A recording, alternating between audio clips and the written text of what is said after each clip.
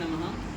మనము కైలాసంలో ఉన్న శివుణ్ణి పార్వతీ పరమేశ్వరులను దర్శనం చేసుకునే ఫలితము ఒక శివాలయంలోకి వెళ్ళి దర్శనం చేసుకుంటే మనకు కలగాలంటే మనకు నంది శృంగముల నుంచి దర్శనం చేసుకుంటే ఆ ఫలితం కలుగుతుంది.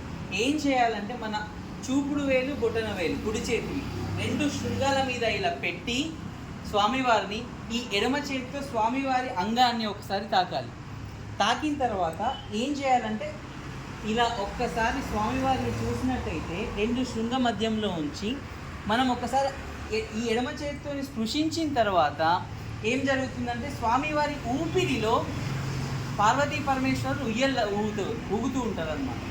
అయితే ఆ ఉయ్యల స్వామి ఊపిరి ఒక్కసారి ఆపగానే ఆగుతుంది.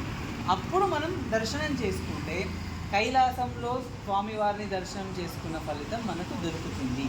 తర్వాత నంది ప్రార్థన చేసి స్వామివారి ప్రార్థనకి వెళ్ళాలి.